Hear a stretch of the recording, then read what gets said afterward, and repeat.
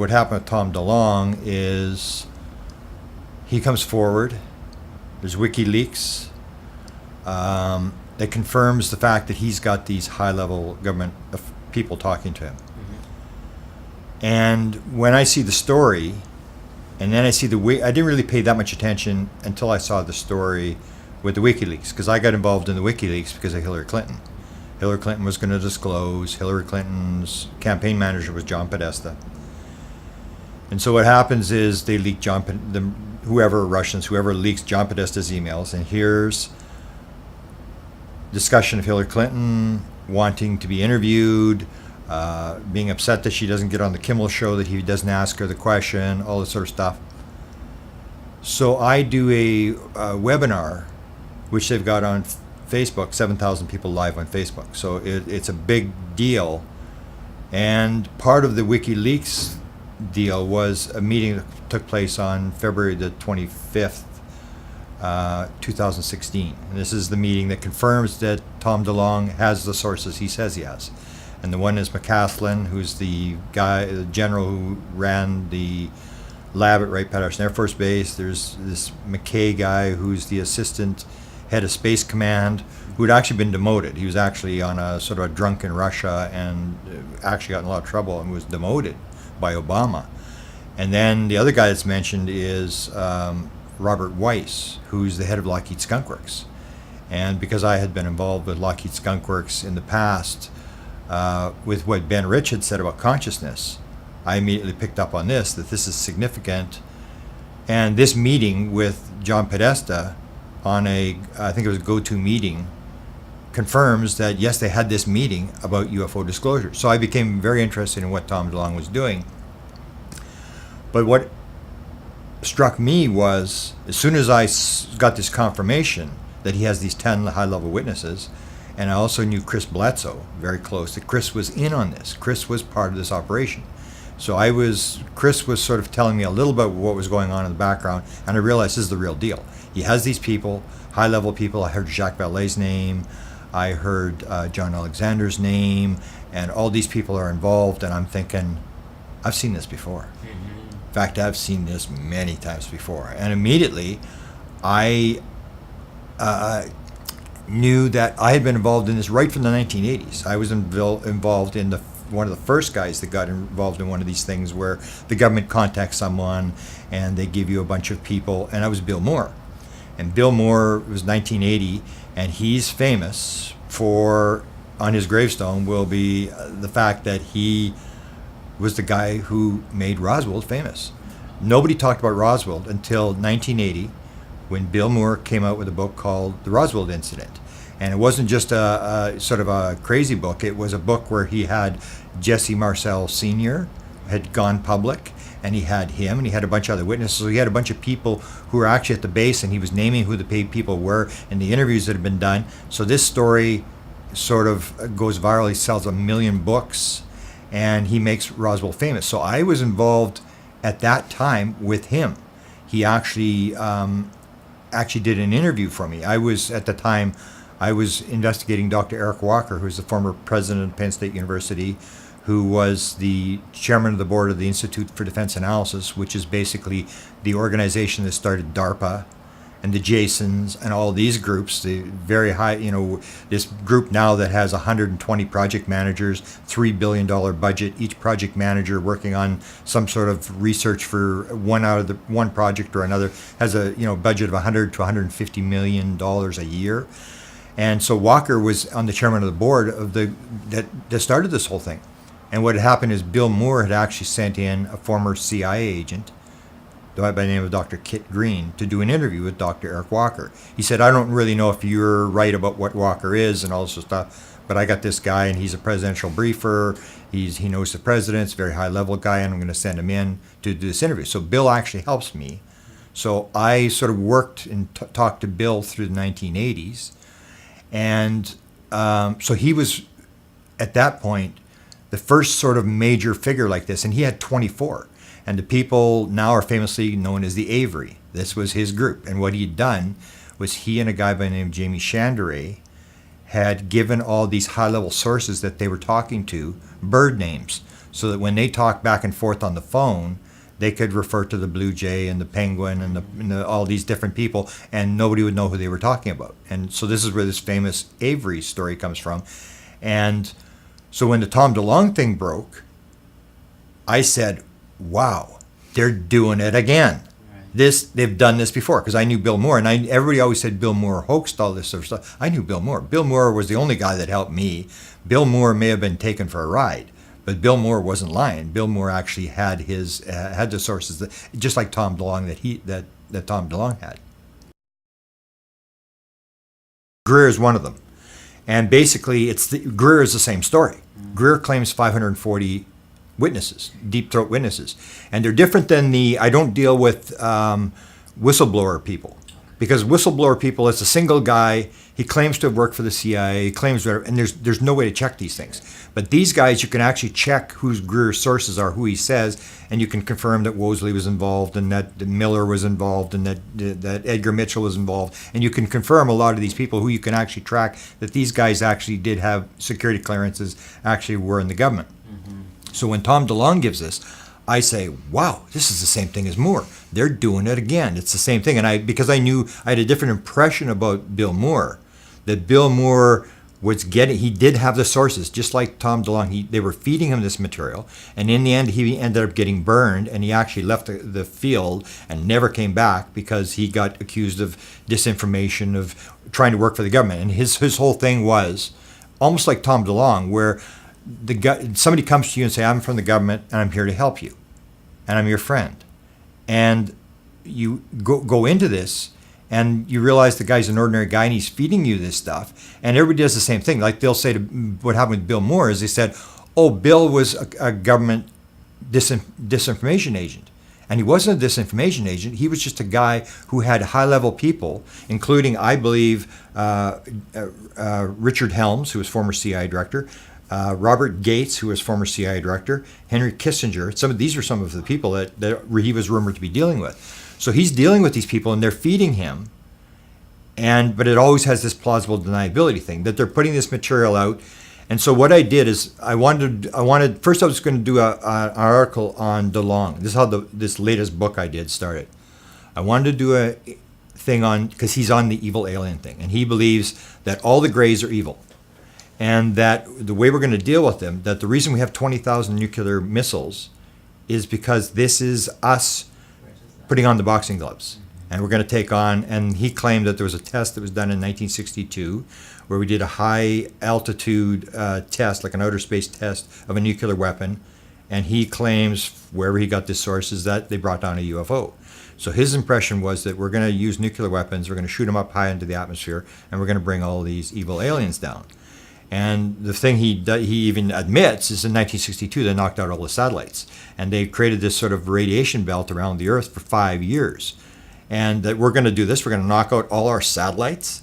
And so I said, well, this evil alien thing is crazy. And because Tom DeLonge, I'm just a nobody guy in Canada. Tom DeLonge, every time he tweets, he's got 15,000 retweets. He's sold 30 million albums. And I said, there's no way he's going to drop this evil alien thing into the American public without somebody writing an article and saying, there's another side to this story. And whether I'm right or wrong, I said you had to balance the story. So I started as an article. I was going to just fight this evil alien thing and say, Tom DeLonge is putting this out. And if it's in a vacuum, a lot of people are just going to buy into this thing and go along with this. We've got to use nuclear weapons and stuff. And then when I suddenly got confirmation that he did have the witnesses, and Chris Bledsoe was confirming that who some of these people were, and the fact that this is for real. This is a real deal guy, and what he wanted to do. Everybody thinks he's doing disclosure, but Tom DeLonge isn't doing disclosure. He's doing the money deal. So he's got a media corporation called To the Stars, and he wants it like a Star Wars thing. He wants the toys, he wants the multiple series, multiple books, and he's going to control all these UFO stories and make piles of money out of this, and at the same time get the story out. So fine if he wants to do that, but I wanted to fight this evil alien thing, and plus the fact I wanted to tell people, this is nothing new, folks. They're just running the same deal that they ran before. So what I did is set up the book.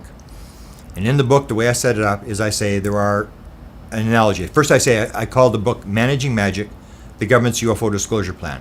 And I've been involved since the 80s through a number of these programs where I knew the people that were in it, and they just run the same thing. So, and Jacques Vallée first started this back in, I think, the 1970s or 80s. He said, I'd be very surprised if this turned out to be just ET. And I used to think it was nuts. I thought, well, what are you talking about, And now I sort of understand what he's talking about, because you get a lot of orbs. The number one mentioned being is not an alien. It's not a gray. It's not a human type alien. It's a ball of light or an etheric type being. This is the number one reported thing. So it has this element that not all ETs are flesh and blood.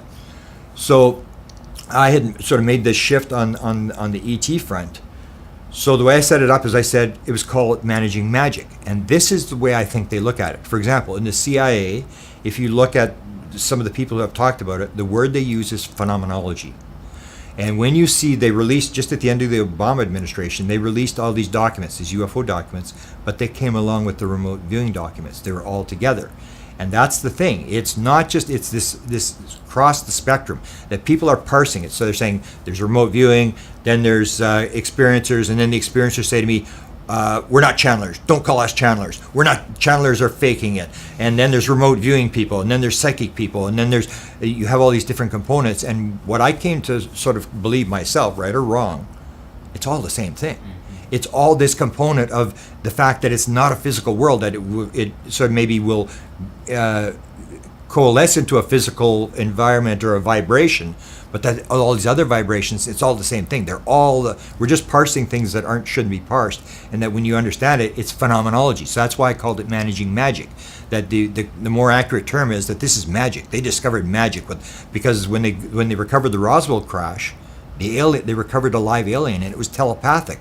So it's not just, it had this other component of all this weird, what is the universe? How does things work? So I called it managing magic. And then the way I set up the book was I set it up that the way I see it is that you have, the government wants to get this stuff out, but you can't, you have there's three options. The government, if they wanted to disclose, would go to the New York Times, the Washington Post, CNN, and Fox News. And they would just say, here, we're taking you on a tour, show them the bodies, show them the craft, move them to the next room, the president's standing there, whatever questions you want to ask, whatever you need to ask, we're gonna disclose. But they're not doing that. It's very evident they're not doing that. The other thing is, people say, well, they're covering up. And I say, well, no, they're not covering up. Because if they want to cover up, they'll do exactly what the Canadians did in 1967. The Canadians released all the UFO files, and then they just shut up. And you can say, well, what's the Canadian government doing on UFOs? And there's nobody. I mean, I've been in this for 40 years. Nobody has any idea what the Canadian government is doing, because they don't talk about it. This phenomena of leaking stories is totally a U.S. phenomena. It doesn't happen in Great Britain. It doesn't happen in Australia. It doesn't happen in Belgium. It doesn't happen in Russia. It doesn't happen in China. It only happens in the United States, where you have these people leaking documents, leaking stories, whistleblowers, all that sort of stuff. It's uniquely an American phenomena. Everybody else is just shutting up, and nobody knows what's going on. So if they were to cover this thing up, they wouldn't be leaking the stories. And I was involved in one of the key stories that confirms that they're not covering up, and that was the story of the Holloman Air Force Base film. This is one of the stories I put in the book, to say, if you believe they're covering up, you've got to explain this. 1969, the U.S. government, Air Force, shuts down Blue Book. And they say, okay, CIA is already out of it. They've already said, we're not interested in UFOs, we don't study UFOs. 1969, the U.S. Air Force shuts it down, and what I say, they're not shutting it down, they're moving it into the black world. Mm-hmm. They're shutting down the white world to allow them to research in the black world without having to answer for every stupid UFO sighting. And so they shut it down, and at 1969, they're off the books. They say, there's no ET, there's no cover-up, there's no evidence of withholding documents, that sort of stuff, and no national security implications. And that's it. So they shut it down, and in 1973, they go to Bob Emenegger and Alan Sandler, two producers in Los Angeles, and they ask them to do a UFO documentary. They have 8 documentaries, defense documentaries, and at the end, we want you to do this other one on UFOs. And Bob Emenegger is a total UFO skeptic, said, what do you mean this is for real?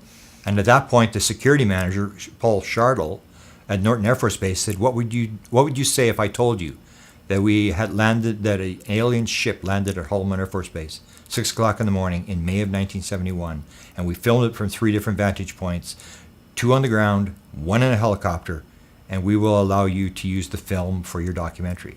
So here you go. And what Bob said is he's still not interested in UFOs. He watches Comedy Channel. He's not interested in UFOs. He said, these people are all crazy. There's no cover-up. I was able to go wherever I want. He went into the Pentagon without signing in. He was able to go and talk to all the Blue Book heads. He was talking to Art Lundahl, who was the big CIA guy for UFOs stuff. He said there was no cover-up. I could ask whatever I want. And it was true. He could ask wherever he wants. So he puts his documentary, and then what happens at the end of the documentary is they say, we can't use the film. We can't allow, it's the Watergate, it's bad timing, we can't allow you to use the film, and they pull the film. At least that's what I thought. Then when the film gets released, it's a documentary called UFOs, Past, Present, and Future, $250,000 from the MacArthur Foundation, and then the MacArthur people say, oh, Mr. MacArthur's having trouble with his friends. He's getting a hard time about doing this UFO thing. We'd like you to pull his name from the credits, but you can keep the money. And so here it works. So they get the money. It's a secret source for the money. It comes in. And then they put the documentary out. And then I find out that there's 8 seconds of the Holloman Air Force Base film in the film. So Bob's my friend. I phone him up, Bob, there's 8 seconds of film in there. And he goes, well, yeah. And I said, you told me they pulled the film. You told me it was sent back to the Pentagon. And he said, well, it did. And he told me this whole story about the guy going across the country in his small Datsun, taking the film back to the Pentagon. I said, but there's 8 seconds of film in the documentary. And then he said the key words. He said, but it didn't show anything. And I said, oh, no, he said, it's background.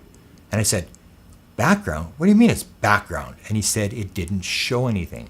And what it is you see the hills of Holloman, and you see this object, this brilliantly lit object at 6 o'clock in the morning coming over the hills, but it's in a distance.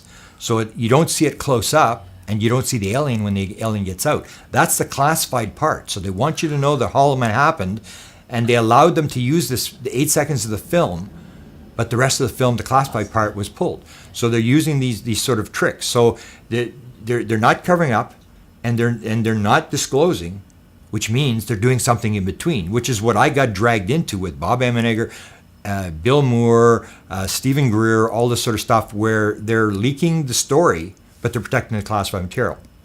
So the way I set up the book was I call them the messiahs, and then the magicians. And the magicians handle the magic.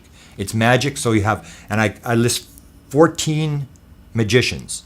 And the magicians are the guys who sort of understand the magic a little bit, and they hand it out. And so I have, on that list, there's five presidential briefers, 5 or 6. There's Arthur Lundahl, who was the original guy who briefed the president from 1954 to 1969. He was involved with Bob Emenegger. Then there's Kit Green, who's presently today still working on a project with witnesses, UFO witnesses that have been injured. And this is according to Annie Jacobson, who just, investigative reporter, who just released a book called Phenomena, very prominent investigative reporter. And she had a long interview with Kit, so Kit's still involved. He was involved till '83. And then the key guy who I got involved with was Ron Pandolfi. And Ron Pandolfi has been sort of what they call the keeper of the weird, the head of the CIA UFO desk from 1983, and he still is running the show. And then you have a guy by the name of Jim Semivan, who is a presidential briefer for the president, who retired from the CIA in 2007, and is still involved. And this is how this game is played, is that a lot of these people are retired from the CIA, but as Chase Brandon, who is one of the magicians I said, he said it's like Hotel California. You can check out, but you can't leave. And all CIA people continue to work under contract. They're just no longer with the CIA, and they do contract work. So Kit Green was under contract. He's still under contract. Ron Pandolfi's still active. We don't really know what position he has, but apparently he's so powerful that he can't even be fired. They can't touch him. Nobody can touch him. He's that powerful. And so I have, and Jim Semivan, what people don't realize, when it comes to this sort of thing, people think like there's a cover-up, but what they forget is that if 10% of people on the outside world are experiencers, there's 10% experiencers in high-level government. And this was confirmed. Jim Semivan is one of them. Jim Semivan was a presidential briefer until 2007 when he retired, and he had an experience in the 1990s. And he woke up, and his wife was bleeding, They're in the room, and the beings were in the room. And his description, he wrote a foreword to one of Tom DeLonge's books. He said, it shattered my idea of reality. And he said, the idea that you can measure this thing, and this comes down to this material, is this a nuts and bolts thing? He said, and this is a guy who's presidential briefer, who would have gotten some sort of briefing as to what's going on, said, how do you, the idea that you can measure this thing is laughable. How do you measure something where there doesn't appear to be any there? This has got to do with phenomena or multidimensional stuff that our science has no idea what to do. So he's involved. So I have him as one of the people, and he's running some of these operations that where I believe they're disclosing stuff. And then you have Jim Wosley, who was with Steven Greer. Steven Greer did the briefing, and he apparently went with Ron Pandolfi in December to brief Donald Trump, along with a guy by the name of Mike Pillsbury. And these three guys did the briefing, talked to Donald Trump about what was going on. So I have the 14 magicians, and most of them are contract CIA guys who they bring back out of retirement, and that's the way they work it. So you're not going to use a white world guy who's on the books at the CIA. You're going to have a guy who's in the black world, in that contract world, because it's all plausible deniability. It's all plausible deniability. So I have the 14 magicians, and in the book I actually named 20 CIA people. I name with Bob Emenegger, one of the stories he was given is a 1959 channeling of an alien at the place where they analyze all the U-2, the SR-71, and all the satellite photographs.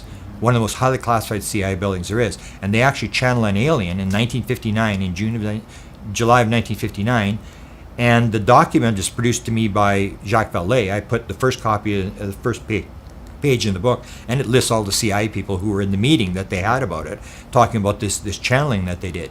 So here again, you have a story. This is a story that nobody knew about, this channeling of this alien in 1959. So why would you release it unless you want it out? Now the key is plausible deniability. So the document I got was a handwritten version of that document, which would provide the actual CIA memo, the type memo, we didn't see, but we've got the written copy of it. So you have these things where you can sort of drag out of it. So you got the 14 magicians, and then I got, the key is the 5 messiahs. And so I've got Steven Greer, I've got Tom DeLonge, I've got Dan Smith, and most of them I say you have to have multiple sources. Like Steven Greer claims 540, Tom DeLonge claims 10, Bill Moore had 24. Bill Moore was one of the messiahs. And then I have a guy by the name of Dan Smith, and Dan Smith is the best friend of Ron Pandolfi. Now that's his only source, but I give him the credit because he's got the key guy. I mean, he's had 26 years of conversations with him. And the way it works is Dan says, I know him, he's the godfather to his child, he's his best man at his second wedding, and Ron he'll be talking, and Ron will say something about what's going on. For example, he'll say, I was looking around at who gets briefed on this thing, and I realized that the group that seems to be the key is Office of Naval Intelligence, that everybody above a flag officer at the Office of Naval Intelligence gets a briefing. And he'll only say it one time. This is according to Dan Smith. He'll only say it one time. So if I phone up Ron Pandolfi and I say, oh, you told Dan Smith about this thing about Office of Naval Intelligence, he said, I never said any such thing. It's all plausible deniability. You're not allowed to tape him. You're not allowed to reproduce his emails. So it's all verbal. And he can always deny this sort of thing. So these are the messiahs. So I've got Dan Smith, Steven Greer, Bill Moore, and DeLonge. And they all have a number of things in common. The number one thing they have is they have massive egos. And that's how they hook them. So what happened is with Bill Moore, the prime example, suddenly it's $1 million seller. He's got legitimate witnesses. He's exposed to the Roswell crash. The thing starts to unfold. So he gets a phone call from Albuquerque. He starts on the book tour. Gets a phone call from Albuquerque. I believe it was from Richard Doty. Richard Doty says, you're the only guy that knows what you're talking about. Mm-hmm. And of course, Bill Moore goes, yeah, that's true. And then he said, I need to talk to you. And Bill said, I'm on a tour. I'm kind of busy. He continues on the tour, and he gets a phone call from Offutt Air Force Base a couple of days later, a week later or whatever. And the guy, he's a lieutenant colonel. He's in the Defense Intelligence Agency. I just discovered this a couple of days ago, who this guy was. And he phones him, and he said, And they're coming off an air, off a show. They're on a show, and they're coming off air. And then he says, the guy says, oh, there's a call. Somebody's got a call. They want to talk to you. And so he picks up the phone. They're already off the air. And the guy says, I'm whatever from Offutt Air Force Base, Office of Naval Intelligence. You're the only guy that knows what you're talking about. And Bill says, yeah, that's true. And that's how they hook him. That's how they set him. He's the only guy who knows. And so he's got the sources. They give him all these sources. And it's the same thing. He's got to get permission every time he wants to talk about something. He can't reproduce their material. And they told him, we're going to give you information and we're going to give you disinformation. And it's up to you to figure out which is which. Mm-hmm. And separate the wheat from the chaff. And of course, if you're an egotistical guy, you're going to say, oh, I can do that, no problem. And that's a mistake that Bill Moore made. That's where they got him, is that when some disinformation got into the field and everybody realized it was disinformation and it had come from Bill Moore, he was dead in the water.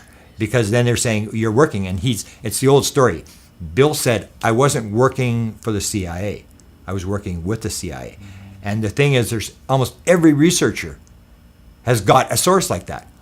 This guy's giving me material. They're doing the same thing. So they compromise people. They say, I've got something. I'm from whatever intelligence agency, and I've got this, but you can't identify me. Mm-hmm. And it's the same game. So they give you this stuff. It's plausible deniability. You're never allowed to answer your source.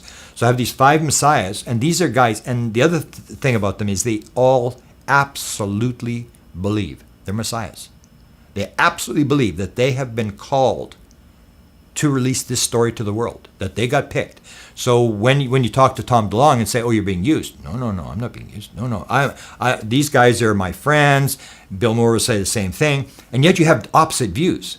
For example, Bill Moore will say, not Bill Moore, but Steven Greer will say, all aliens are good. Mm-hmm. And the government is evil. The government is withholding this thing. And Tom DeLonge says exactly the opposite. He said the government is the good guys, and they're saving us from these evil aliens, and I support the good guys. And then you get Dan Smith, who's his view, and his plausible deniability is he's an eschatologist. So he's into the end of the world. He's got all this religious stuff. He blogs, and most of his stuff is religious stuff. And when you read him, you go like, oh, I can't read this garbage. Just like, oh, he makes my head spin. And because he's into this eschatology thing. But when I talked to him, I said, well, did Ron talk to you about this kind of stuff? He said, no, we've never talked about religion. We've never talked about that kind of stuff. Never. And I said, well, you talked to his wife, because Ron Pandolfi's wife is actually involved as well. And he said, well, yeah, we had one conversation on camera where we were talking like she's Muslim and he's Christian. But he said it was a very surface conversation about religion. So his thing is that the government doesn't talk about that kind of stuff. So that's my impression, that the government will never talk about who the others, as they're described to Tom DeLonge, who the others are, or whether they're good or whether they're evil or what their intentions. That's never part. So that may be part of the classified stuff. They just give you all this other stuff as to how it operates, where the crafts are, or how this thing is being funded, or stuff like that. But that part is never discussed. So the Messiah brings his message into it and believes that the government is carrying his message, and they're not. So they're being, I wouldn't say they're being used. People said they're being used. I say they're being managed. They're being managed to put out a story. The significant part that got me dragged back into this thing, because I didn't want to be a part of this thing again. I got dragged back in because of the Hillary Clinton thing. I had written the Hillary Clinton book, and I had done the presidents. And when Hillary got involved, and then suddenly Tom DeLonge was named with John Podesta, her campaign manager, I got dragged back in because I realized, like, I've seen this. People have to know that this has happened.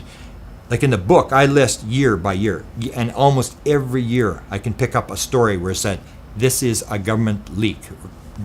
For example, Walt Disney, 1956. Exactly the same story as Bob Emenegger. He's asked to do a documentary, and he'd done a lot of documentaries for the U.S. government during World War II. So Disney does this documentary. He's going to get all the film and the stuff at the end. They pull the film. Same story. So he puts out the documentary, and you have the Serpo story. You have all these sort of stories that are dragged into the UFO community, and they're gradually leaking it. The thing that's changed, and this has actually been described to me, is that in January of 2016, something happened. At that point, they suddenly decided they have to get this out. Now, I don't know what's happened, whether there's some sort of event they know is coming, whatever it is, but suddenly they are in like hyper mode to get this story out. What I've been told, and I'm getting it from multiple sources, is that there's multiple teams. I always thought it was just like a government disclosure, like there's one guy, there's one program. I'm told there are 6 teams. The one source says 6 teams that are doing this. And I know that Jim Semivan, who is this CIA guy, is running Tom DeLonge's operation.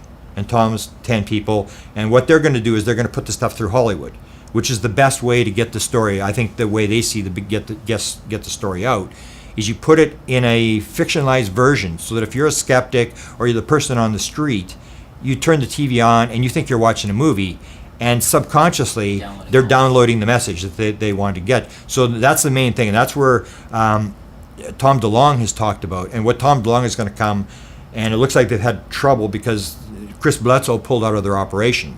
And I was bugging Chris Bledsoe because he doesn't believe in the evil alien thing.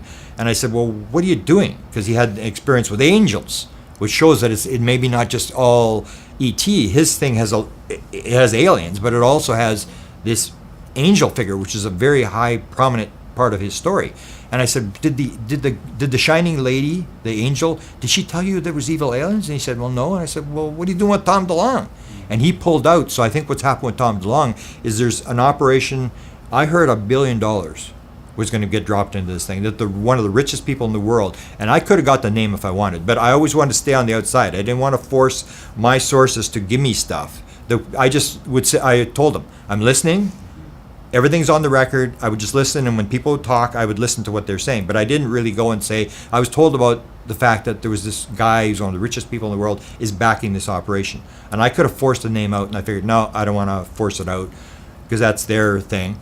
But $200 million has already been collected, and what he's going to come out with, because everybody's waiting for the big announcement, and the big announcement is going to be to deal with this media thing with the toys and all this sort of stuff, and it's going to be Spielberg, J.J. Abrams as director, and they're going to run I heard 100 episodes, but because Chris has pulled out, there's about a dozen episodes that have been pulled from that. And that may be why there's sort of a hang up on this thing. But that's what they're going to spin, is this. And I've heard $1 billion. I've heard that Jacques Vallée. Television or film or both? I guess looks like series. Like a series is going to run for 5 years, from what I heard. And Steven Spielberg is the key name I've heard, and I've heard J.J. Abrams as the director. And then I heard that they're going to have a sighting thing where, I don't know if you remember back, one of the big stories that they dropped was in 1988.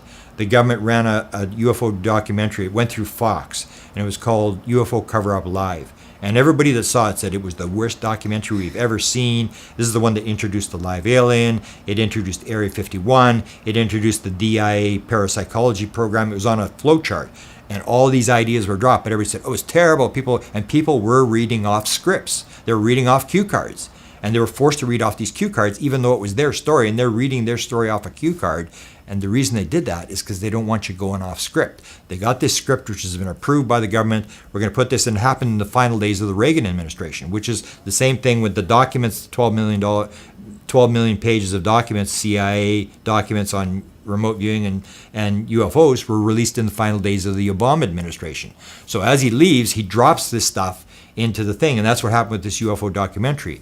And so you have these multiple things that are being managed and put out there, and most of it's going through Hollywood. Like the Bledsoe thing is also going to be going through Hollywood. And then the big thing came down where they got these 6 teams going. There's multiple operations. I'm being told this is for real. The Tom DeLonge thing's for real, and I was told it's not going to be full disclosure, but it's going to be big. You can't believe. I would hear these words. You can't believe it. This is going to be big. This is massive.